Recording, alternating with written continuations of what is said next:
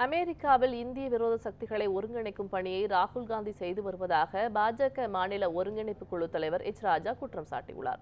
இது தொடர்பாக கோவையில் செய்தியாளர் சந்திப்பில் அவர் பேசியதை சூப்பர்பைட்ஸ் பதில் பார்க்கலாம். இந்தியாவுக்கு விரோதமாக பேசுவதுதான் ராகுலுடைய செயல்பாடாக இருக்கு. Anti Indian stand.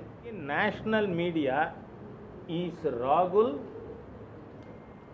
அவங்க கேப்ஷன் என்னதில்லை, இஸ் ராகுல் காந்தி ஆன்டி இண்டியன். இதே வார்த்தையில் நேற்று இது நடந்திருக்கு, விவாதம்.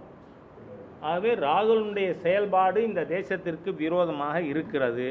காங்கிரஸோடு சேர்ந்துக்கிட்டு திராவிட முன்னேற்ற கழக அரசும் ஜாதிவாரி கணக்கெடுப்பு எடுக்கணும்னு பேசுகிறாங்க இல்லையா, கோரிக்கை இருக்குது. அது தர்க்க ரீதியாக ஏற்கிறோம் ஏற்கலை வேற.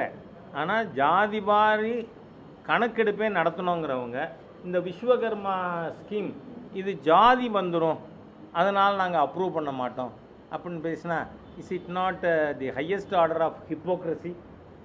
அதனால் மாநில அரசு இன்றைக்கி நான் விஸ்வகர்மா தினத்தில் என்னோடய கோரிக்கையாகவே வைக்கிறேன், உடனடியாக இந்த ஸ்கீமை நோட்டிஃபை பண்ணணும். இதனால் பல லட்சக்கணக்கான தொழில் செய்பவர்களுக்கு நிதி உதவியும் கிடைக்கும், உபகரணங்களும் இந்த திட்டத்தில் கொடுக்கப்படுது. அதனால் இது மாநில அரசு செய்யணும்.